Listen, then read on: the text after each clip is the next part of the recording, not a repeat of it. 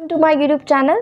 तो आज हम अपना पढ़ने वाले रिप्रोडक्टिव हेल्थ चैप्टर को, जो कि हमारा फुली वन शॉट होने वाला है, एक ही वीडियो में हम पूरा का पूरा चैप्टर कंप्लीट करेंगे। और मैं आपसे प्रॉमिस करती हूँ आपकी एक भी एनसीईआरटी लाइन मिस नहीं होने वाली। ओके, तो चलो स्टार्ट करते हैं। सुनो, हम जैसे कि पढ़ के आए अपना ह्यूमन रिप्रोडक्टिव सिस्टम। अभी इससे पहले का जो चैप्टर था हमारा बायो का, दैट इज ह्यूमन रिप्रोडक्शन, उसमें हमने क्या देखा था? Male reproductive system. और क्या देखा था? फीमेल का रिप्रोडक्टिव सिस्टम, राइट। उसके बारे में हमने देखे थे क्या क्या फंक्शंस होते हैं, किस तरीके से हमारी बॉडी वर्क कर रही है, राइट, किस तरीके से सारी की सारी चीज़ें हमारी बॉडी के अंदर परफॉर्म हो रही है, राइट। अब उसी से मिलता जुलता टॉपिक हमारे पास है रिप्रोडक्टिव हेल्थ। ओके, अब ये रिप्रोडक्टिव हेल्थ आखिरकार है क्या? तो बेटा सुनो, जब हमारे जब रिप्रोडक्टिव ऑर्गन्स अच्छे से एक तरीके से हेल्दी हैं, वो नॉर्मल क्या कर रहे हैं, फंक्शन परफॉर्म कर रहे हैं, उसी को हम क्या बोलेंगे? Reproductive health. एक तरीके से यही तो हुआ। इसका मतलब हमारे पास क्या है, हमारे जो रिप्रोडक्टिव ऑर्गन्स हैं वो क्या होते हैं बेटा जी? हेल्दी। अगर वो हेल्दी हैं तो वो क्या करेंगे? नॉर्मल फंक्शन परफॉर्म करने वाले हैं, राइट। अब सुनो, इसके अलावा ये जो हमारा रिप्रोडक्टिव हेल्थ है, इसका एक अलग ब्रॉड पर्सपेक्टिव भी है। मतलब एक हमारा इमोशनल एस्पेक्ट भी आ गया, एक सोशल एस्पेक्ट भी आ गया। ओके जी। अब बेटा हमारे पास एक ऑर्गेनाइजेशन आती है WHO, world health organisation, right. ये क्या कहती है हमसे? सुनो, पहले समझना बेटा। मान लो यहाँ पे एक इंसान है, ये आपको ना बाहर से तो फिट दिख रहा है, लेकिन ज़रूरी थोड़ी है इसके दिमाग की हालत ठीक हो सकता है इमोशनली वीक हो, मेंटली स्टेबल ना हो, राइट। कई सारे क्राइटेरिया हो सकते हैं। हाँ जी, हो सकता है सोशली ठीक ना हो, है ना, फिजिकली ठीक ना हो, इमोशनली ठीक ना हो, बिहेवियर इसका ठीक ना हो, सोशली ठीक ना हो। इसका मतलब हमारी जो रिप्रोडक्टिव हेल्थ है ना, वो इन सारे एस्पेक्ट्स में क्या होनी चाहिए? ठीक होनी चाहिए। ओके, मतलब कि फिजिकली, इमोशनली, बिहेवियर और उसका सोशल बेटा क्या होना चाहिए? अच्छे से होना चाहिए। तभी हम क्या कह सकते हैं कि वो रिप्रोडक्टिव हेल्थी इंसान है, अदरवाइज हम लोग नहीं कहेंगे। इसके अलावा ऐसी सोसाइटी जहाँ पे ना सारे लोग क्या है, हेल्दी हैं, तो एक तरीके से तुम्हें नहीं लगता अगर वो फिजिकली, फंक्शनली अगर वो नॉर्मल होंगे तो हमारे पास क्या होगी? एक अच्छे से रिप्रोडक्टिव हेल्थी एक सोसाइटी बन पाएगी ना, राइट। अब सुनो, इससे आगे हमारे पास टॉपिक आता है रिप्रोडक्टिव हेल्थ। बेटा इसमें क्या क्या प्रॉब्लम्स आ रही हैं? पहले हम प्रॉब्लम्स की बात करेंगे, फिर हम कुछ स्ट्रैटेजीज़ की बात करेंगे, राइट। उसके बाद हम सॉल्यूशन देंगे। तो सुनो, हमारे बेटा जी इंडिया सबसे पहली कंट्री थी, यानी कि India was amongst the first country जिसने बेटा सोचा कि किस तरीके से हम एक रिप्रोडक्टिव हेल्थ को अटेन कर सकते हैं, ताकि हमारे पास क्या हो, अच्छे से जो भी हमारे जो लोग हैं वो क्या हो, रिप्रोडक्टिव हेल्दी हो सके। ओके, कब किया बेटा? हमारे पास 1951 में बेटा सबसे पहले स्टार्ट की गई थी फैमिली प्लानिंग, यानी कि एक तरीके से हमारे दो तो फैमिली प्लानिंग का कब हुआ था बेटा इनिशिएट? कब इनिशिएट हुई थी? 1951 के अंदर। ओके, अब बेटा इसको और इम्प्रूव करके हमारे पास दो क्राइटेरिया आ गए। उन्होंने बोला ओके, अगर आप रिप्रोडक्टिवली तुम हेल्दी कर रहे हो बेटा, इसके अलावा चाइल्ड केयर के लिए भी तो कुछ ना कुछ करना चाहिए ना। हाँ जी, तो इसके बाद हमारे पास फैमिली प्लानिंग तो हो गई। ओके जी, अब सोचा reproductive child health care programme और स्टार्ट कर देते हैं, जिसमें हम रिप्रोडक्टिवली लोगों को ठीक करेंगे। इसके अलावा बेटा जब बच्चा हो गया है उसकी भी हम लोग क्या करने वाले हैं? केयर करने वाले हैं, ठीक है। अब बेटा आखिरकार हम करेंगे कैसे? तो नॉर्मल से बेटा आपको लोगों को क्या करना पड़ेगा? अवेयर करना पड़ेगा, राइट। क्या करना पड़ेगा? अवेयर करना पड़ेगा। उनको बेटा काफ़ी सारी चीज़ें बतानी पड़ेंगी रिप्रोडक्शन के बारे में, लाइक उनके जो रिप्रोडक्टिव ऑर्गन्स हैं किस तरीके से काम कर रहे, किस तरीके से काम नहीं कर रहे, राइट। अब बेटा उसके लिए आपको फैसिलिटीज़ देनी पड़ेंगी, सपोर्ट करना पड़ेगा, ताकि आप इन सारे प्रोग्राम्स को वहाँ पे इनिशिएट कर पाओ, राइट। अब सुनो, हम बेटा किस किस तरीके से क्या क्या स्ट्रैटेजीज़ हम लोग यूज़ करने वाले हैं। तो तुमने देखा होगा काफ़ी सारी फिल्म्स होती हैं, है ना। हम ऑडियो विजुअल्स के थ्रू हम लोगों को बता सकते हैं, ठीक है। हम प्रिंट मीडिया के थ्रू कर सकते हैं, लाइक NGO वगैरह हो गए, गवर्नमेंटल नॉन गवर्नमेंटल एजेंसीज हो गई, राइट। इसके अलावा हम क्या कर सकते हैं? अपने parents, close relative, children, teachers, इन सब का क्या कर सकते हैं? हम इनको नॉलेज इंफॉर्मेशन प्रोवाइड कर सकते हैं, इसके अलावा बेटा सेक्स एजुकेशन दे सकते हैं, मतलब अभी हमने पहले चैप्टर क्या पढ़ा था, ह्यूमन का रिप्रोडक्शन, तो वो भी तो एक तरीके से क्या हुआ, सेक्स एजुकेशन ही तो हुआ। मैंने आपको यही तो बताया किस तरीके से आपके जो रिप्रोडक्टिव ऑर्गन्स है वो कैसे काम कर रहे हैं, राइट। तो हमें क्या करनी है, प्रोवाइड करनी है, ताकि हम बच्चों को क्या पहुंचा सके, अच्छी नॉलेज दे सके, ताकि उनकी जो बेटा मनगढ़ंत जो होते हैं ना मिथ्स और जो मिसकंसेप्शन, जो कुछ भी उल्टी सीधी चीज़ें हैं, वो उन सारी उनके दिमाग से क्या बाहर निकल सके, ठीक है। यानी हमें डिस्करेज करना है उन लोगों के अंदर से जितनी भी जो मिथ्स हैं, मिसकंसेप्शन है, ओके। इसके अलावा बेटा आप लोग क्या करोगे, अच्छे से आप बोलोगे कि प्रॉपर हाइजीनिक सेक्सुअल प्रैक्टिस करो। इसको बेटा हम आगे पढ़ने वाले हैं, ओके। इसके अलावा बेटा एसटीडी, लाइक तुमने सुना होगा एड्स वगैरह, काफ़ी सारी ऐसी बीमारियां फैल जाती हैं, तो बेटा हमें लोगों को डराना नहीं है, हमें एक तरीके से क्या उनके बारे में, उनको ट्रीटमेंट के बारे में भी बताना है, ताकि हम डायग्नोस कर सकें, राइट। इसके अलावा बेटा जी जो एड्स वगैरह है ना, वो ज़्यादा किन लोगों के अंदर देखी जाती है, जो कि रिप्रोडक्टिवली एक्टिव होंगे, हाँ जी। तो वो लोग कौन होते हैं, एडोलसेंट एज ग्रुप, लाइक हम लोगों को बेटा, ठीक है। इसके अलावा बेटा हम लोग क्या करेंगे, लोगों को बेटा जा जा के एजुकेट करो, है ना। जैसे कि बेटा हमारे जो कपल्स हैं उनको बेटा उनकी जो कपल्स के अंदर जो एज ग्रुप फिक्स कर दो, लाइक लड़कों के लिए 21 कर रखा है, लड़कियों के लिए 18 कर रखा है, ठीक है। तो हमें लोगों को घर जा जा के इन्फॉर्मेशन देनी है। इसके अलावा बेटा क्या होगा, बर्थ कंट्रोल ऑप्शन, मतलब बेटा कई बार ऐसा होता है तुम्हारे पास दो कपल हैं, दे आर मतलब फीमेल क्या हो गई, प्रेग्नेंट हो गई है, उनको बेटा अनवांटेड प्रेगनेंसी नहीं चाहिए, है ना, उनके पास ऑलरेडी बेटा 2 बेबी हैं, तो वो तीसरा क्यों करेंगे। तो बेटा हमारे पास बर्थ को कंट्रोल करने के लिए भी तो कुछ ना कुछ चीजें होनी चाहिए ना, हाँ जी। तो बेटा हम क्या करेंगे, बर्थ कंट्रोल ऑप्शंस को वी आर यूजिंग, ओके। इसके अलावा अगर बेटा हमारे पास मम्मा है, मेरा मतलब केयर ऑफ प्रेग्नेंट मदर, ठीक है, प्रेगनेंसी में हम किस तरीके से फीमेल की केयर करेंगे, ओके। अगर बेटा बेबी हो भी गया है, अब उस बेबी की भी तो हमें केयर करनी पड़ेगी ना, तो हाँ जी। तो पोस्ट नेटल केयर, यानी कि उसके बाद बेटा आप किसकी केयर करोगे, मम्मी की भी करोगे, बच्चे की भी करोगे, ओके। तो तुम्हें लगता बेटा इस तरीके से हम एक तरीके से हेल्दी फैमिली बनाने वाले हैं, राइट। हम इतनी सारी चीज़ें कर रहे हैं, हम लोगों को जागरूक कर रहे हैं, उनको बता रहे हैं क्या चीज़ सही है क्या नहीं है, बच्चों को इन्फॉर्मेशन दे रहे हैं, है ना, बीमारियों के बारे में उनको एजुकेट कर रहे हैं, है ना। बच्चे जो कपल्स की जो एज ग्रुप है उसको मेंटेन करके चल रहे हैं, birth control, care of pregnant mother, तो ये सारी चीज़ें एक तरीके से क्या करेंगे, एक सोसाइटी को हेल्दी बनाने वाली हैं, ओके। अब सुनो, इसके बाद हमारे पास आता है अवेयरनेस, बेटा हमें करनी है।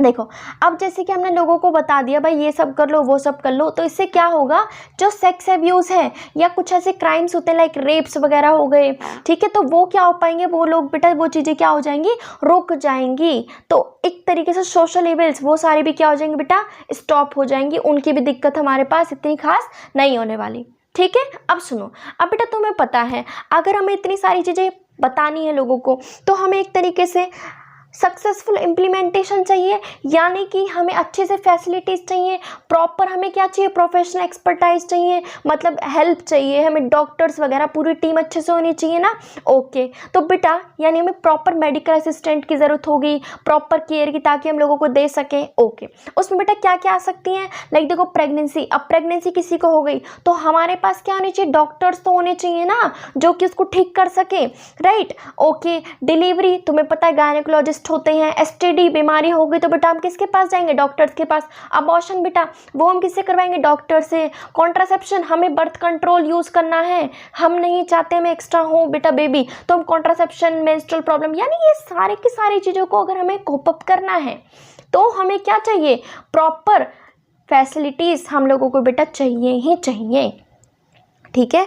तो इसी तरीके से बेटा हमारे पास एक आती है एक टेक्निक जिसे हम कहते हैं एमनियोसेंटेसिस। अब बेटा सुन, ये बीमारी हमारे पास अच्छी तो है बट बुरी भी है। बुरी इन द सेंस, मानो ये बेटा आपके पास ना ये बेबी है ना, इस एमनियोसेंटेसिस हम क्या करते हैं, बेबी है, अब बेबी के अंदर बेटा सेल्स वगैरह तो होंगी यहाँ पे इसके अंदर, ठीक है, एम्ब्रियो के अंदर, तो हम इन सेल्स को बाहर निकाल लेंगे और हम पट्ट से पता लगा लेंगे इसके क्रोमोसोम को देख के, यानी डीएनए को देख के कि बेटा ये लड़की है या फिर लड़का है।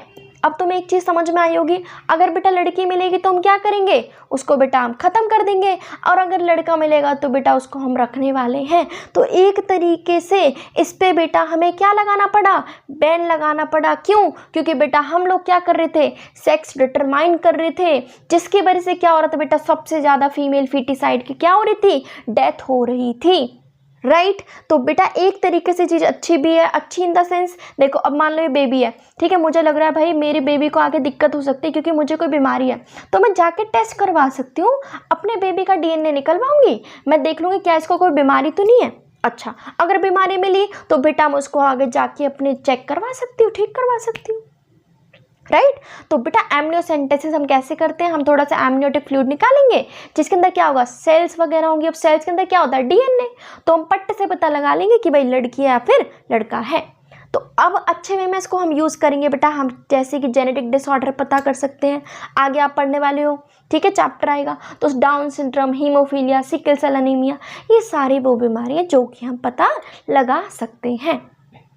राइट अब सुनो, तो बेटा हमारे पास कई सारी ऐसी रिसर्च हुई, ठीक है, जैसे कि गवर्नमेंट ने की, नॉन गवर्नमेंटल एजेंसीज ने की, ताकि हम कुछ ना मेथड्स यूज़ कर सकें, ठीक है, जैसे कि बेटा सहेली। अब सहेली बेटा किसकी होती है, लड़कियों की होती है। हाँ जी, तो बेटा सहेली एक दवाई होती है, सॉरी दवाई नहीं, पिल होती है जो कि कॉन्ट्रासेप्शन में हम यूज़ कर रहे हैं, है ना, ओरल कॉन्ट्रासेप्टिव है, जिसको बेटा किसने बनाया था, इसको बनाया था बेटा CDRI, central drug research institute. कहाँ पे, लखनऊ के अंदर बेटा, इंडिया की है ये दवाई, ठीक है। अब सुनो, अब बेटा आप इतना लोगों को जागरूक कर रहे हो, इन सारी चीज़ों के बारे में अवेयर कर रहे हो, तो तुम्हें नहीं लगता बेटा ज़्यादा फैसिलिटीज़ होने से लोग कम मर रहे हैं?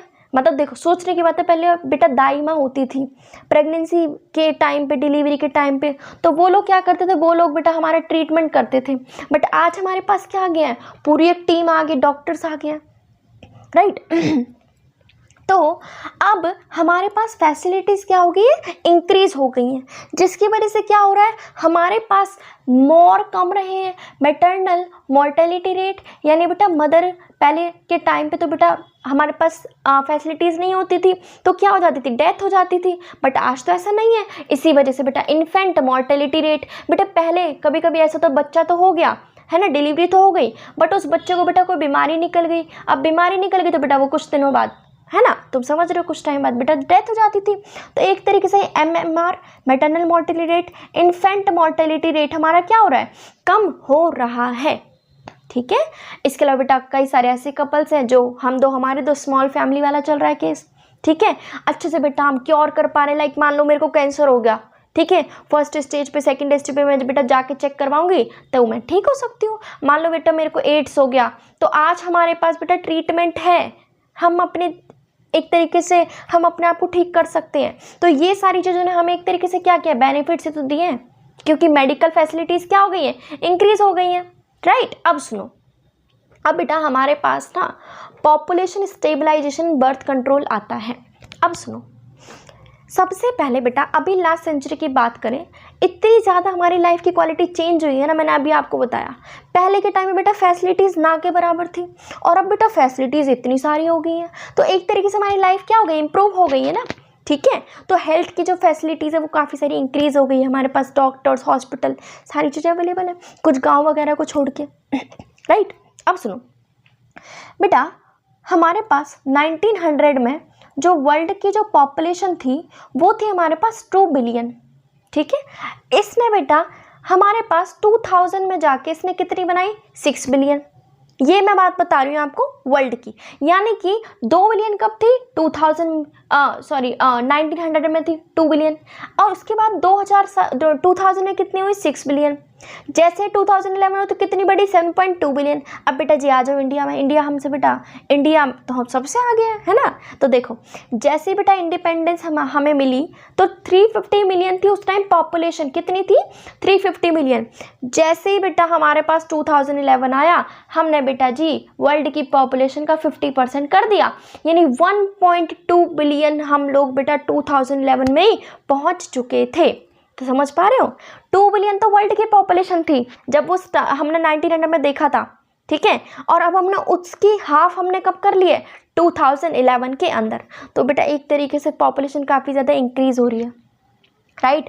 तो आगे हम देखने वाले बर्थ कंट्रोल, ताकि हम इन सारी चीज़ों को कम कर सकें, ठीक है। तो सुनो, अभी मैं बता दें, मैटरनल मोर्टेलिटी रेट यानी कि rapid decline and death rate, है ना। एक था इन्फेंट यानी बच्चे जैसे कि उनकी डेथ हो जाती है, ठीक है। तो अब सुनो, अब इतनी ज़्यादा फैसिलिटीज़ होने के वजह से क्या हो रहा है, मैटरनल मोर्टेलिटी रेट और इन्फेंट मोर्टेलिटी रेट क्या हो रहा है, घटता जा रहा है, ठीक है।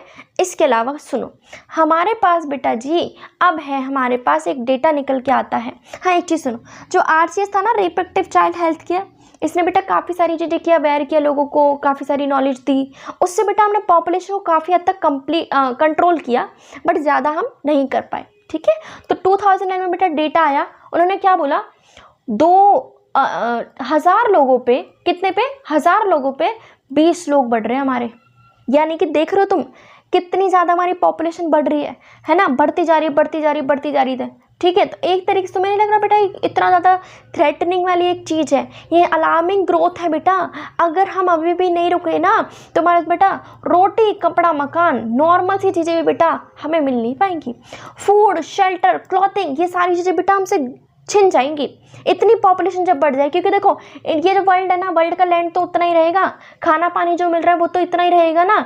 इसमें देखो पॉपुलेशन तो बढ़ती जा रही है, तो हम इतना खाना पानी कहाँ से लाएंगे, ठीक है, समझ में आ रहा है। ओके आगे सुनो, अब हमें बेटा अब इस प्रॉब्लम से बचने के लिए बेटा हमें लोगों को क्या करना पड़ेगा, मोटिवेट करना पड़ेगा। क्यों, ताकि वो बेटा स्मॉल फैमिली करे, मतलब एक बच्चा लास्ट, यानी हम दो हमारे दो। तुमने देखा होगा पोस्टर वगैरह लगे रहते हैं, ठीक है। इसके अलावा बेटा अब तो कई सारे ऐसे कपल्स हो गए बेटा शहरों में, वो क्या कहते हैं, हमें तो बेटा एक ही बच्चा चाहिए, यानी कि वो दो उनको तो दो भी ज़्यादा लग रहे हैं। तो बेटा अब 1 चाइल्ड नॉर्म आ गया है। इसके अलावा बेटा एज फिक्स कर दी है, 21 होगी बेटा मेल की, 18 होगी फीमेल की, यानी इस उम्र से पहले आप लोग शादी नहीं कर सकते, इतनी उम्र हमारी फिक्स कर दी गई है, ठीक है। तो एक तरीके से इन लोगों ने बेटा हमारी हेल्प भी की है इन सारी चीज़ों ने। ओके अब आगे सुनो, अभी मैंने बोला मैं आपको प्रॉब्लम्स तो मैंने आपको बता दी, अब देखते हैं हम किस तरीके से इन प्रॉब्लम्स को सॉल्व कर सकते हैं। तो बेटा अब हमारे पास आते बर्थ कंट्रोल मेथड, मतलब कॉन्ट्रासेप्टिव मेथड। इन चीज़ों को बेटा हम लोग यूज़ करेंगे ताकि मैं क्या कर सकूं, अनवांटेड प्रेगनेंसी को मैं डिले कर सकूं, मैं उस सब को हटा सकूं। अब सुनो, तुम खुद बताओ, तुम मान लो अपने आप को इमेजिन करो, एक कॉन्ट्रासेप्टिव बेटा यानी एक बर्थ कंट्रोल मेथड तुम्हारे लिए कैसा होना चाहिए। सबसे पहले यूज़र फ्रेंडली, आप लोग आराम से उसको यूज़ कर पाओ।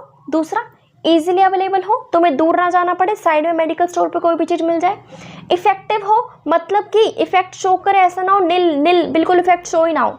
रिवर्सिबल हो, मतलब आप यूज़ भी कर सकते हो, फिर उसको वापस उसको फेंक भी सकते हो। उसके साइड इफेक्ट ना के बराबर हो, यही सब तो आप चाहते हो। इसके अलावा आपकी सेक्सुअल ड्राइव के अंदर भी बेटा कोई भी रुकावट वहाँ पे ना आए पाए। तो यानी कि हमारे पास कॉन्ट्रासेप्टिव कैसे कैसे होने चाहिए, user friendly, easily available, effective, reversible और साइड इफेक्ट तो बेटा बिल्कुल कम होने चाहिए। इसके अलावा आपके बेटा सेक्सुअल ड्राइव के अंदर भी कोई भी रुकावट ना आए। समझ में आया। अब सुनो, हमारे पास बेटा ये एक तरीके से कैटेगरी में डिवाइड है, natural, barrier, oral, injectable, implant, surgical. इन सब को हम बेटा रीड करने वाले एक बार में। तो सुनो, सबसे पहले है नेचुरल मेथड, यानी कि यहाँ पे हमने कुछ भी यूज़ नहीं किया, सब कुछ नेचुरल बेटा हम लोग यूज़ कर रहे हैं। यानी कि हम ओवम और स्पर्म को आपस में मिलने से रोक रहे हैं। सबसे पहला है पीरियोडिक एब्सिटेंस, मतलब मेंस्ट्रुअल साइकिल होती है, हाँ जी, कितने दिन की, 1 to 28। अब बेटा बोला जाता है मिडिल साइकिल में क्या निकलता है, ओवम, यानी मिडिल में 14 डे पे क्या निकलेगा, ओवम। अब तुम्हें पता है बेटा हमारा जो ओवम अगर मान लो 14 को निकला तो वो अगले 2 या 3 दिन तक जिंदा रहेगा, 16 डे तक। ओके, मान लो तुमने बेटा कोइटस किया है 12th डे पे, और स्पर्म भी कितने दिन रहेगा, 2 दिन जिंदा रहेगा। यानी हमारे पास बीच का जो 1 से 7 दिन के जो दिन बच गए ना, यानी 7 डे के लिए बेटा आप लोग क्या रहो, एब्सेंट रहो, फ्रॉम 10 to 17 days। मतलब समझ में आया ना। ये 1 to 28 है, यहाँ पे क्या निकलता है, ओवम निकलता है। मान लो बेटा आप लोगों ने क्या किया, कोइटस किया 11th-12th डे पे, तो स्पर्म जिंदा रह गया 3-4 दिन तक, ओके। उसके बाद क्या है हमारे पास, ओवम निकल गया। अब ये ओवम भी कितने दिन तक रहेगा, 2 दिन तक जिंदा रहेगा। यानी जो बीच का जो टाइम पीरियड बचा ना 1 से 7 दिन का, सॉरी 10 to 17 का, उस टाइम बेटा आप लोगों को क्या होना है, एब्सेंट होना है, खत्म। यानी पीरियड्स के टाइम पे एब्सेंट रहो। पीरियड्स इन द सेंस जो मेंस्ट्रुअल साइकिल का जो बीच का जो पार्ट होता है ना, बीच का जो टाइम, उस टाइम एब्सेंट रहो। क्यों? क्योंकि उस टाइम बेटा ओव्यूलेशन के चांसेस काफ़ी ज़्यादा हाई होते हैं। फर्टाइल पीरियड इसको हम लोग कहते हैं, राइट। अब सुनो, नेक्स्ट है विड्रॉल मेथड। बेटा इसका मतलब क्या है, मान लो बेटा फीमेल का ये अट्रैक्ट है, ठीक है, इसमें बेटा मेल सारा कुछ करेगा। मान लो अभी उसने बेटा पेनिस उसके फीमेल के अंदर है, जैसे बेटा उसको लगेगा ना कि उसका स्पर्म बाहर आने वाला है, तभी के तभी बेटा वो अपने पेनिस को बाहर निकाल लेगा, खत्म। विड्रॉल मतलब कि चीज़ों को वापस से बाहर निकाल लेना, यानी मेल पार्टनर अपने पेनिस को बेटा वापस से वजाइना के अंदर से निकाल लेगा जैसे बेटा उसको फील होएगा। यानी इजैकुलेशन से पहले, सीमन को बाहर निकालने से पहले बेटा वो उसको बाहर निकाल लेगा। समझ में आया। यानी कोइटस में क्या कर दिया, इंटरप्शन, रुकावट कर दी, उनको मिलने ही नहीं दिया, तो ये क्या होगा, विड्रॉल। नेक्स्ट है लैक्टेशनल एमिनोरिया। बेटा लैक्टेशन मतलब ब्रेस्ट फीडिंग की बात हो रही है, यानी कि डिलीवरी के बाद मम्मा क्या पिलाएंगी, मिल्क पिलाएंगी। एमिनोरिया, मिनोरिया मतलब क्या होता है, मेंस्ट्रुअल साइकिल। ए मतलब एब्सेंट, यानी कि इस टाइम पीरियड पे मेंस्ट्रुअल साइकिल जब होगी ही नहीं, ओवम बनेगा ही नहीं, तो चांस क्या होंगे, बिल्कुल नील होंगे। तो इस टाइम पे बेटा साइकिल हमारे पास नहीं होती है, क्योंकि बेटा मदर क्या कर रही है, ऑलरेडी ब्रेस्ट फीडिंग कर रही है ना। तो इस टाइम बेटा चांसेस क्या होंगे, नील होंगे। ये बेटा वेरी कर सकता है, हो सकता है किसी के अंदर बेटा 6 महीने तक पीरियड्स ना हो, किसी के अंदर 3 महीने तक, किसी के अंदर 4 महीने तक, सबका वेरी करता है। बट एनसीईआरटी देती है कि 6 महीने तक ये ऐसा लैक्टेशन एमिनोरिया होता है। तो इस टाइम बेटा साइड इफेक्ट बिल्कुल नील होते हैं, लेकिन चांसेस हाई है। हो सकता है बेटा 2 महीने में ही बेटा उसको पीरियड्स हो गए और आप लोगों ने मतलब सबका वेरी कर सकता है, ठीक है। इसका कोई रॉकेट कुछ क्लियर सोल्यूशन नहीं है। नेक्स्ट है बैरियर मेथड। बेटा बैरियर मतलब मान लो ये बेटा स्पर्म है, ठीक है, ये है वजाइना। जब मैं इनके बीच में कुछ ना कुछ दीवार खड़ी कर दूँ ताकि वो मिल ना पाए, यानी मैं उनको फिजिकली मीट होने से मैं उनको के बीच में क्या कर रही हूँ, बैरियर लगा रही हूँ, तो उससे कहते हैं बैरियर मेथड। तुमने सुना होगा बेटा कॉन्डम्स, ये मेल के लिए भी होते हैं, फीमेल्स के लिए भी होती है। कैसी होती है बेटा, ये देखो थिन रबड़ की बनी होती है, ये फीमेल्स के लिए, ये मेल्स के लिए है। ये देखो मेल्स की कैसी है, लेटेक्स शीट से बनी हुई होगी। किससे होगी, लेटेक्स शीट से। रिवर्सिबल है, ठीक है, इसको हम यूज़ कर सकते हैं। अब सुनो, हमारे पास बैरियर मेथड में कॉन्डम्स आते हैं। इसको बेटा मेल पार्टनर पेनिस पे कवर करेगा, ठीक है, फीमेल उसको वजाइना और सर्विक्स के ऊपर उसको यूज़ करेगी, ठीक है। ताकि हमारे पास ये मानो ये स्पर्म है, इसके ऊपर क्या है, तुम्हारे पास ये लगा दिया तुमने, कॉन्डम पहन लिया है, राइट। अब जितना भी जो सीमन निकले वो कहाँ रह गया, इसके अंदर रह गया। तो तुम्हें ये लग रहा है एक तरीके से ये फीमेल के अंदर जा ही नहीं पाएगा। तो इस तरीके से बेटा हमारे पास यहाँ पे काम होगा। पॉपुलर ब्रांड बेटा क्या है, निरोध, ठीक है। ये इसका यूज़ काफ़ी सालों से बेटा बढ़ गया है। क्यों?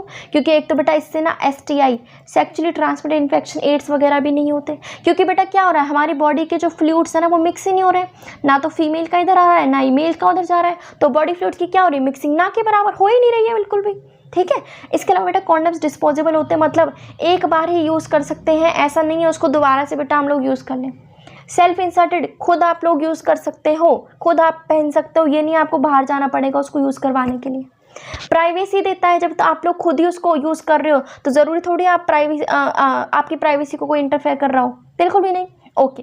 अब ये जो 3 चीज़ें, डायफ्राम, सर्वाइकल कैप, वॉल्स, ये तीनों की तीनों चीज़ें बेटा हम यूज़ करते हैं, फीमेल्स वगैरह यूज़ करती हैं, ठीक है। ये भी किसकी बनेंगी, रबड़ की बनी होंगी। कहाँ पे, सर्विक्स को कवर करते हैं, यानी ये है तुम्हारे पास फीमेल का, ये वाला पोर्शन सर्विक्स कवर कर लो, आगे का क्या आएगा, वजाइना, उसको कवर करवा दो, ठीक है। तो सर्विक्स, इन सबको हम क्या करेंगे, कवर करेंगे, जिससे क्या होगा, एंट्री ही नहीं हो पाएगी स्पर्म की, ठीक है। क्या नहीं हो पाएगी, एंट्री। मान लो बेटा ये तुम्हारी ये फीमेल है, ठीक है, ये यहाँ पे वजाइना मैंने, ये यहाँ पे मैंने सर्विक्स बना दिया, अब ये यहाँ पे मैंने वजाइना। अब यहाँ पे तुम लगा लो वॉल्ट्स, डायफ्राम, यानी सर्विक्स को तुमने क्या कर दिया, कवर। अब पेनिस तो यहाँ से आएगा ना, अब पेनिस यहाँ तक लास्ट रहा, तो इसके पास यहाँ पे तो जा ही नहीं पाया स्पर्म। इस तरीके से बेटा हम यहाँ पे काम होने वाला है, खत्म। समझ में आया। अब सुनो, इससे क्या होगी, एंट्री उसकी ब्लॉक हो जाएगी। इसके अलावा ये रीयूजेबल होता है, फीमेल्स बेटा वापस से यूज़ कर सकती है। इसके अलावा स्पर्मिसाइडल जेलीज, मान लो तुम्हारे पास ये है, मान लो यहाँ से ना बेटा छेद हो गया, ठीक है, तो सारा का सारा स्पर्म बाहर आ सकता है, इसीलिए इसके ऊपर क्रीम लगवा दो। अब क्रीम लग जाएगी तो कोटिंग लग जाएगी, जिसकी वजह से जितने भी जो स्पर्म्स हैं वो बाहर नहीं आ पाएंगे और वो मर जाएंगे। स्पर्मिसाइडल क्रीम, स्पर्म्स को ख़त्म करने के लिए बेटा जेलीज, क्रीम वगैरह हम लोग यूज़ करते हैं, फॉर्म्स वगैरह, इन सबको इसके अलावा भी यूज़ कर सकते हैं। इसके अलावा बेटा आती है हमारे पास इंट्रा यूट्राइन डिवाइस। इंट्रा मतलब अंदर, यूट्राइन मतलब यूट्रस के अंदर हम कुछ ना कुछ डिवाइस यूज़ करने वाले हैं।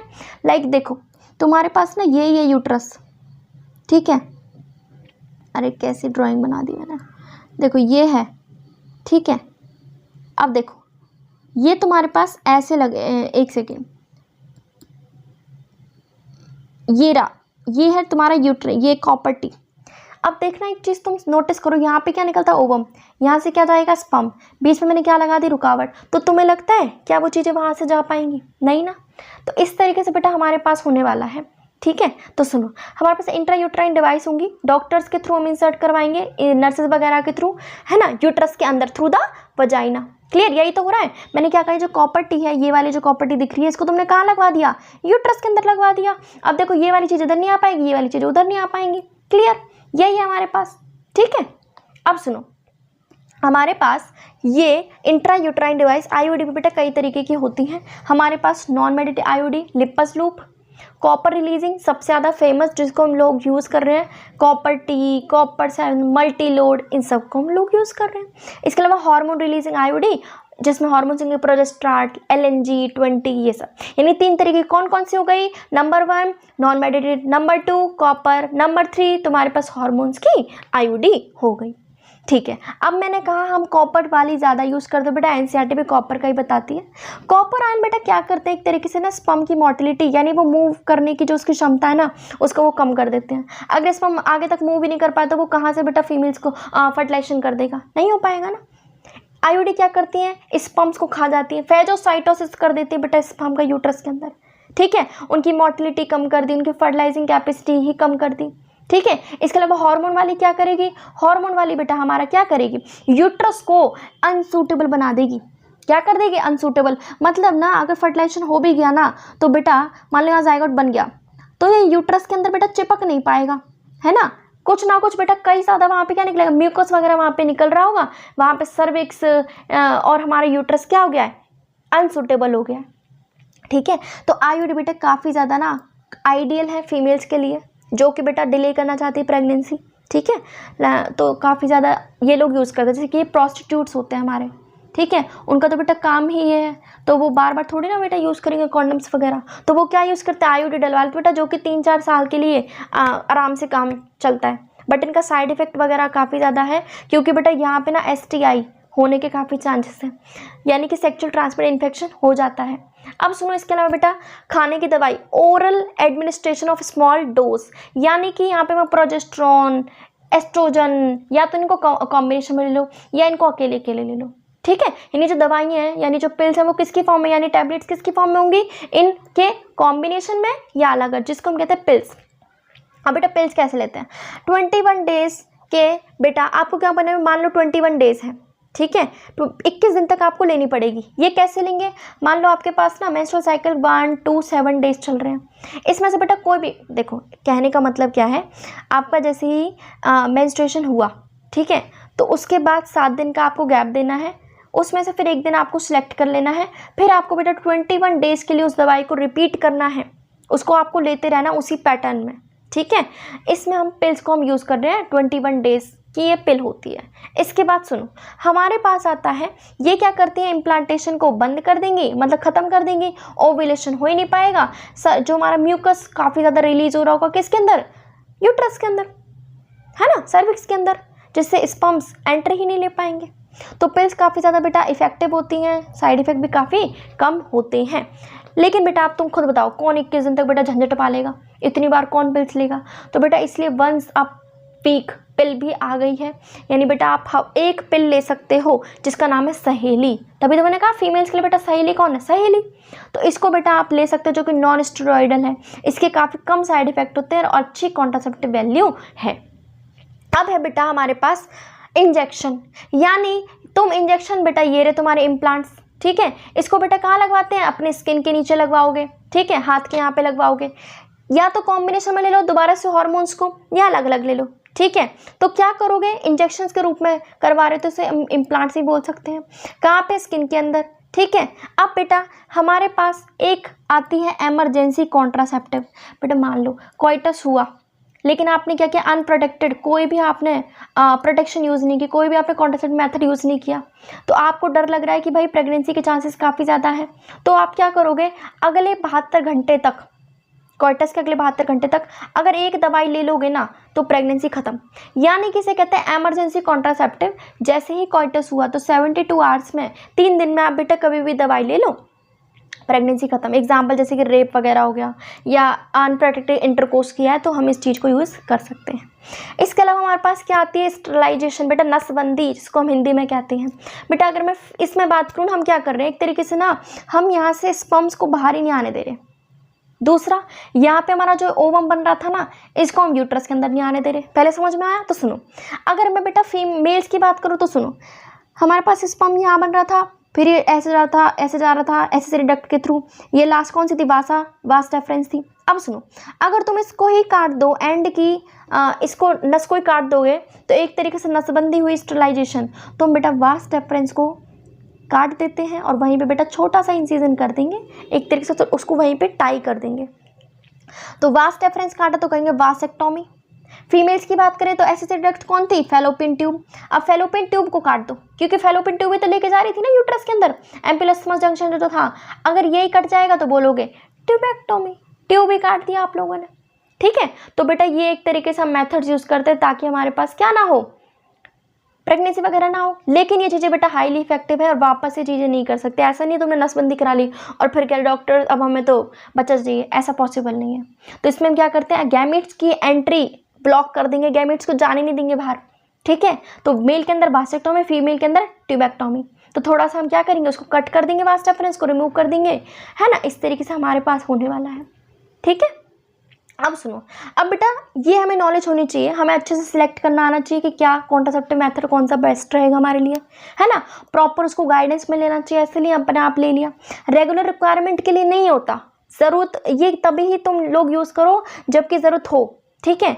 इसके अलावा बेटा हमारे पास क्या है, हम लोगों को इसके साइड इफेक्ट भी पता होना चाहिए। लाइक बेटा कुछ ना कुछ इफेक्ट्स होते हैं, नोजिया, एब्डोमिनल पेन, है ना, कैंसर, मेंस्ट्रुअल ब्लीडिंग वगैरह, ये सारी के सारी बेटा चीज़ें बिगड़ जाती हैं अगर आप बेटा इनको कंटिन्यू लेते रहोगे तो। समझ में आया? तो इसलिए बेटा हमें इन सब चीज़ों को इग्नोर भी नहीं करना चाहिए। आगे आओ, अब बेटा हमारे पास MTP, हिंदी में बोलो तो बेटा अबॉर्शन, हिंदी मतलब तो नहीं है खैर, लेकिन अबॉर्शन नाम से सब समझते हैं, यानी इंटेंशनल, मैं मन से चाह रही हूँ, ठीक है। क्या करवाना, प्रेगनेंसी से पहले बेटा टर्मिनेट करवाना प्रेगनेंसी को, है ना, डिलीवरी से पहले टर्मिनेट करवाना प्रेगनेंसी को, इसे कहते हैं MTP, है ना। इंड्यूस्ड अबॉर्शन, मैं खुद ही तो इंड्यूस करवा रही हूँ ना, कोई मेरे से कह थोड़ी ना, अपनी मर्जी से जब करवाते हो दैट इज अबॉर्शन। तो बेटा वर्ल्ड की अगर मैं बात करूँ ना तो 45 से 50 मिलियन MTP हमारे पास हर साल में करवाई जा रही है। सोच रहे हो इतनी सारी MTP हम लोग यूज़ कर रहे हैं, एक तरीके से करवाई जा रही है, यानी 5 लोगों में से एक इंसान तो बेटा MTP करवा रहा है, ठीक है। तो इसलिए बेटा आप हम क्या कर रहे हैं, इसको बेटा एक्सेप्ट करें, लीगल एक तरीके से कर दी गई MTP, ठीक है, क्योंकि emotional, ethical, religious, social issue काफ़ी सारे हमारे पास हैं। तो गवर्नमेंट ने इसको अब लीगल किया है 1971 में। याद रखना 1971 में फैमिली प्लानिंग हुई थी, अभी जो पढ़ाया था, ठीक है, और 1971 में MTP आई है। लेकिन बेटा कुछ ना कुछ हमें गाइडेंस दी गई कि तुम कुछ भी करके देखो, मान लो मैं हूँ, मेरे को बेटा बेबी हो गया, बेबी में तो आई एम प्रेग्नेंट, मैं डॉक्टर्स के पास गई तो उन्होंने जैसे ही बोला अरे ये तो लड़का है, मतलब मेरे अंदर क्या है, बेबी बॉय है, तो मैं क्या करूँ, ओके रहने दो मैं एक्सेप्ट कर लूँगी। बट जैसे मुझे पता चला ना भाई फीमेल है, तो बेटा हम क्या कर देंगे, फीमेल की डेथ। यानी हमें बच्चे का सेक्स नहीं बताना है, क्योंकि उससे क्या हो रहा था, फीमेल फीटिसाइड की बेटा डेथ हो रही थी। तो इंडिया में बेटा खास कर ये बोला गया है, बाहर भी, कि तुम कभी भी बच्चे का सेक्स नहीं बताओगे, ठीक है। अब सुनो, एमटीपी बेटा क्यों करवाते हैं, अभी बता दिया, ताकि अनवांटेड प्रेगनेंसी से आपको छुटकारा मिले। हो सकता है आपने अनप्रोटेक्टेड इंटरकोर्स किया हो, या हो सकता है आपने प्रोटेक्शन यूज़ की हो, लेकिन बेटा उसमें क्या हो गया हो, वो ख़राब हो गया हो, है ना, फेलियर हो गया हो उसका, जैसे कि कोइटस में, रेप्स वगैरह में हो जाता है। लेकिन आप बेटा अब एमटीपी ज़रूरी है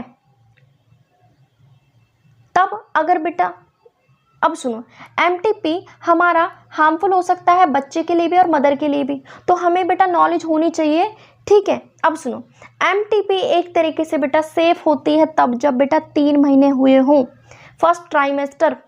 जैसे ही बेटा हमारे पास सेकंड ट्राइमेस्टर आ गया ना, सेकंड ट्राइमेस्टर आ गया नहीं, 6 मंथ, 6 महीने का बेटा जब बच्चा हो गया, तो वो काफ़ी ज़्यादा फैटल होता है, किसके लिए, बेबी के लिए भी और बच्चे के मम्मी के लिए भी, ठीक है। तो एक तरीके से हमें बेटा इसका मिसयूज़ भी नहीं करना है, एमनियोसेंटेसिस जो भी समझाई थी, हमें बेटा बच्चे का सेक्स भी नहीं बताना, ठीक है। तो अब ये याद रखना एमटीपी क्या है।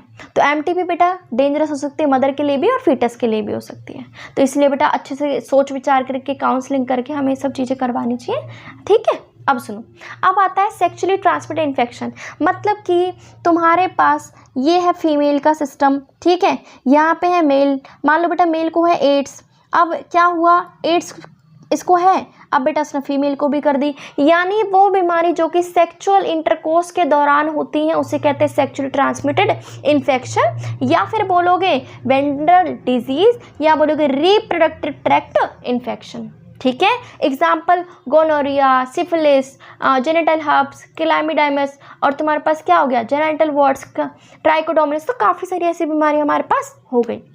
इसमें से सबसे ज़्यादा तो खतरनाक बीमारी है दैट इज़ HIV, यानी कि एड्स। आगे बताऊंगी क्यों। तो बेटा हमारे पास जैसे कि ना बीमारियाँ क्यों होती हैं, लाइक हेपेटाइटिस बी, HIV कब होगी, जब बेटा आप किसी की भी सुई, इंजेक्शन वगैरह यूज़ कर लोगे।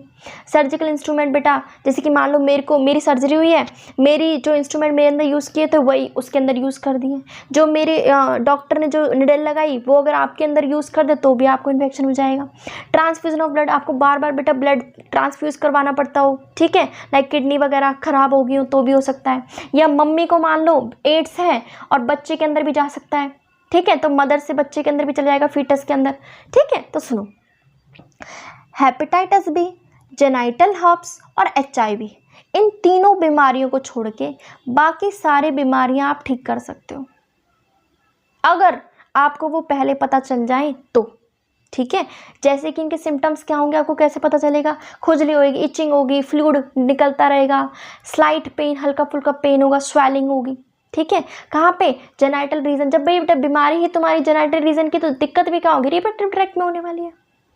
लेकिन फीमेल्स की तो बेटा कहानी अलग है, फीमेल्स को तो बेटा सिम्टम्स ही पता नहीं चलते, एसिम्टोमेटिक, उनको सिम्टम्स ही नज़र नहीं आते, एब्सेंट होते सिम्टम्स, इसलिए बेटा उनको बीमारी होने के ज़्यादा चांसेस हैं, ठीक है। तो इसलिए बेटा हमें क्या करना चाहिए, हमें टाइम डिटेक्शन करवाना चाहिए, प्रॉपर ट्रीटमेंट देना चाहिए ताकि आगे जाके कॉम्प्लिकेशन ना हो जाए, ठीक है। इससे क्या क्या हो सकता है, हमें बीमारी हो सकती है पेल्विक इन्फ्लामेटरी डिजीज़ काफ़ी सारी, अबॉर्शन हो सकता है अगर किसी फीमेल को एड्स है, still birth, ectopic pregnancy, infertility, यहाँ तक कि कैंसर भी हो सकता है। समझ में आया, ओके। अब बेटा ज़्यादातर बीमारियाँ होंगी किसके अंदर तुम्हें पता है, हम लोगों के अंदर, क्योंकि हम क्या हाईली रिप्रोड्यूसिबल पीपल है ना, हम रिप्रोडक्टिव एक्टिव है ना, तो हमारे अंदर ये ज़्यादा बीमारी हो सकती है। क्यों होंगी, हो सकता है कुछ ना कुछ हमारे पास क्या दे रखे हैं, कॉज क्या होंगे बेटा, जब मान लो आप ना सेक्स कर रहे हो काफ़ी सारे लोगों के साथ, ठीक है, आप लोग बिना प्रोटेक्शन के बेटा आप लोग यूज़ कर रहे हो, तो हो सकता है आप में बेटा डॉक्टर्स वगैरह नॉलेज नहीं है, तो हमें क्या करना चाहिए, हमें क्या क्या प्रिंसिपल्स अपनाने चाहिए, सेक्स अवॉइड करो मल्टीपल पार्टनर्स के साथ, हमेशा प्रोटेक्शंस को यूज़ करो, कॉन्डम्स वगैरह को। अगर आपको लग रहा है ना भाई कोई ना कोई सिम्टम्स नज़र आने लाइक इचिंग वगैरह, तो आपको तभी डॉक्टर के पास जाना चाहिए ताकि आप अपना ट्रीटमेंट करवा सकें। नेक्स्ट है आपके पास बेटा जी इनफर्टिलिटी। बेटा इनफर्टिलिटी मतलब बोले तो जब बेटा एक कपल ये है ना, ये बेटा काफ़ी सालों से बेटा दे आर ट्राइंग ये ट्राई कर रहे ताकि इनको क्या हो जाए बेबी, वो भी जब ये बिना प्रोटेक्शन के यूज़ कर रहे तो भी बेटा अगर बेबी ना हो तो बोलोगे इनफर्टिलिटी, तुम्हें पता है काफ़ी कपल्स हमारे वर्ल्ड में ऐसे हैं जिनको बेटा बेबी नहीं हो पा रहे हैं क्योंकि they are unable to produce children. यहाँ तक कि वो क्या कर रहे हैं, अनप्रोटेक्टेड इंटरकोर्स कर रहे हैं तो भी उनको बेटा बच्चे नहीं हो पा रहे हैं। क्या रीज़न हो सकते हैं? हो सकता है फिजिकल रीज़न हो, कंजेनिटल डिजीज़ हो सकती है, ड्रग, इम्यूनोलॉजिकल, काफ़ी सारी बीमारियाँ हो सकती हैं, राइट। ज़रूरी नहीं है कि फीमेल के अंदर ही बीमारी हो, कभी कभी मतलब मेल पार्टनर के अंदर भी दिक्कत हो सकती है, ठीक है। तो फीमेल मेल, ज़रूरी नहीं है फीमेल को ही बोले बार बार कि फीमेल की वजह से नहीं हो रहे, मेल के भी अंदर हो सकते हैं। तो इसलिए बेटा अब हमारे पास कई तरीके के हेल्थ केयर यूनिट बनाए गए हैं, कई सारे क्लिनिक बनाए गए ताकि हम लोग उनकी हेल्प ले सकें, ताकि वो हमें क्या दे सके, हमें बेटा बेबी दे सकते हैं। किसके थ्रू? आर्ट, वो वाली आर्ट नहीं, असिस्टेड रिप्रोडक्टिव टेक्नोलॉजी, कुछ ना कुछ बेटा हमने टेक्निक बनाई है जिसकी वजह से हम बेटा बच्चे हमें हो सकते हैं, ठीक है। तो अब सुनो, लास्ट पोर्शन रह गया हमारा। इन वीवो फर्टिलाइजेशन एक होता है, एक होता है in vitro fertilisation. In vitro fertilisation मतलब बेटा इन मतलब अंदर, विट्रो मेरी body, in vitro fertilisation fertilisation जब बेटा बॉडी के बाहर हो। मान लो बेटा मैं हूँ, ये मेरा ओवम है, ये मेरा स्पर्म है, ठीक है, मेल का स्पर्म, ये फीमेल। अब मेरे को ना जैसे कि बेबी नहीं हो रहा है, ठीक है, तो ये फीमेल ये मेल, इनको मैं बेटा बाहरी जाइगोट बनवाऊंगी, कहाँ पे? लैब के अंदर। इसी को कहते हैं इन विट्रो फर्टिलाइजेशन। समझ में आया? यानी हमने बॉडी के बाहर क्या करा है? फर्टिलाइजेशन करवाया। अब जैसे बेटा जाइगोट बन गया, अब जाइगोट से आगे क्या बनता है? एम्ब्रियो, ठीक है। तो यानी कि जैसे जाइगोट बन जाएगा फिर उसको ट्रांसफ़र करवा दो, एम्ब्रियो ट्रांसफर हो जाएगा। तो एक तरीके से लैब के अंदर बनवा रहे हो तो किसी ना किसी टेस्ट के अंदर बनवा रहे हो, टेस्ट ट्यूब के अंदर, तो इसे बोलते हैं टेस्ट ट्यूब बेबी प्रोग्राम। कैसे करेंगे बेटा? ओवा अगर बेटा वाइफ के अंदर ठीक है तो वाइफ से ले लो, नहीं मिल पा रहे तो किसी डोनर से ले लो। अगर स्पर्म्स की बात करो, अगर हस्बैंड का ठीक है तो हस्बैंड से ले लो, नहीं तो किससे ले लो? डोनर से ले लो। इनको बेटा कलेक्ट करो, लैब के अंदर बेटा क्या बनवा दोगे? जाइगोट बनवा दोगे, खत्म। अब तुमने ह्यूमन रिप्रोडक्शन चैप्टर पढ़ा होगा, तुम्हारे पास ना ब्लास्टोमियर बनते हैं, 8 ब्लास्टोमियर है, तो मानो मैच्योर नहीं हुआ अभी पूरा एम्ब्रियो, तो बेटा इसको जाइगोट, तो इसको कहाँ डलवा दोगे? जाइगोट को अंदर कहाँ डलवाना है? फैलोपियन ट्यूब के, क्योंकि यही था ना सिस्टम हमारा, ये है ना। यहाँ पे जाइगोट बना, अभी मैच्योर नहीं हुआ, तो कहाँ डलवाओगे? फैलोपियन ट्यूब में। फिर धीरे धीरे मैच्योर होकर कहाँ जाएगा? यूट्रस के अंदर अपने आप चले जाएगा। तो जाइगोट इंट्राफैलोपियन ट्रांसफर करवाओ। अगर 8 ब्लास्टोमियर से आगे की सेल्स बन चुकी हैं तो वो मैच्योर हो गया है, तो कहाँ डलवा दोगे? यूट्रस के अंदर। तो एक होता है जिफ्ट, एक होता है IUT, intra uterine transfer, okay. बाकी ताकि सारी की सारी डेवलपमेंट हो सके, ठीक है। अब सुनो, in vivo fertilisation, in vivo मेरे ही अंदर बेटा यहाँ पे सब कुछ होने वाला है। यानी कि ऐसी फीमेल्स बेटा जिनके अंदर बेटा वो कंसीव नहीं कर पा रही हैं, तो हम क्या करेंगे? गैमीट्स का फ्यूजन फीमेल के अंदर ही करवा देंगे। ये होता है इन वीवो अंदर, इन विट्रो बॉडी के बाहर, ठीक है। अब सुनो बेटा, अब हम देंगे गिफ्ट, किसको देंगे? फीमेल को। मान लो बेटा कोई फीमेल ऐसी है जो ना बेबी को अंदर रख तो सकती है अच्छे से, यानी एनवायरनमेंट तो पूरा दे देगी, लेकिन उसके अंदर ओवम नहीं बनते, कोई बात नहीं, हमारे पास आर्ट है, हम क्या कर देंगे? गैमीट इंट्राफैलोपियन ट्रांसफर, उसकी फैलोपियन ट्यूब के अंदर क्या डलवा दो? ओवम डलवा दो। गैमीट को क्या कर दिया आप लोगों ने? गिफ्ट कर दिया, खत्म। क्योंकि वो गैमीट ही तो नहीं दे सकती, लेकिन सूटेबल एनवायरनमेंट दे सकती है बच्चे को आगे के लिए, ठीक है। दूसरा, मान लो आपके पास ना एक इसमें हम क्या करेंगे? मान लो बेटा मेल है आपके पास, मेल बेटा अच्छे से ना, मेल हमारे पास अच्छे से इंसेमिनेट नहीं कर पा रहा, यानी कि फीमेल के अंदर अच्छे से वो जा नहीं पा रहा, तो हम क्या करेंगे? स्पर्म का इंजेक्शन डलवा दो। यानी कि आप एम्ब्रियो बनवाओ लेबोरेटरी के अंदर, है ना, हम एम्ब्रियो बनवा देंगे और उसके अंदर डायरेक्टली क्या डलवा दोगे? स्पर्म डलवा दोगे, ओवम ऑलरेडी प्रेजेंट है, स्पर्म का इंजेक्शन लगवा दो, हो गया ICSI, ठीक है। क्यों? हो सकता है बेटा मेल के अंदर कुछ ना कुछ प्रॉब्लम हो सकता है स्पर्म काउंट कम हो, ठीक है, इस वजह से। नेक्स्ट है आर्टिफिशियल इंसेमिनेशन। ये क्या होता है बेटा? हम क्या करते हैं, इसमें सीमन कलेक्ट करेंगे, या तो हस्बैंड से ले लो या फिर डोनर से ले लो, फिर उसको बेटा कहाँ डलवा दो? वजाइना के अंदर। यानी तुमने आर्टिफिशियली इंसेमिनेट करवाया है, ठीक है, मेल से ले लिया या फिर डोनर से ले लिया, फिर उसको कहाँ डलवा दिया? वजाइना के अंदर डलवा दिया। तो ये आपने क्या किया? एक तरीके से आई इंट्रा यूट्राइन इंसेमिनेशन, यूट्रस के अंदर आपने आर्टिफिशियली क्या करवाया, इंसेमिनेट करवाया। ठीक है, तो बेटा ये सारी की सारी प्रॉब्लम्स काफ़ी ज़्यादा एक तरीके से कम हो सकती हैं अगर हम इन सब चीज़ों को यूज़ करेंगे। ठीक है, लेकिन ये टेक्निक ज़्यादा बेटा हाई प्रिसीजन की होती हैं, इनको परफॉर्म करने के लिए हमें अच्छे प्रोफेशनल्स की ज़रूरत पड़ेगी, डॉक्टर्स वगैरह की, एक्सपेंसिव इंस्ट्रूमेंट चाहिए। ठीक है, ऐसे कई सारे लोग हैं जो अमीर लोग तो बेटा इन सारी चीज़ों को अफोर्ड कर सकते हैं, लेकिन हम जैसे बेटा कॉमन लोग वो नहीं कर सकते। तो ये जो बेनिफिट है ना वो काफ़ी अफोर्डेबल है उनके लिए जो कि अमीर हैं, हम लोगों के लिए नहीं है। तो इसलिए बेटा अडॉप्शन कर लो। हमारे इंडिया में काफ़ी सारे ऐसे बच्चे बेटा जो अनाथ हैं। ठीक है, तो ऑर्फनेज में जाओ बेटा, वहाँ पे आप लोग उनको लीगली अडॉप्ट करो। हमारे इंडिया ने बेटा हमें परमिट कर रखा है, हमें लॉ दे रखा है कि आप क्या उनको ले सकते हो, बेबी को अडॉप्ट कर सकते हो। राइट, तो बेटा यहाँ पे हमारा चैप्टर फिनिश हुआ है। प्लीज़ जिसको भी अगर पसंद आया तो प्लीज़ बेटा लाइक करो, कमेंट करो, शेयर करो।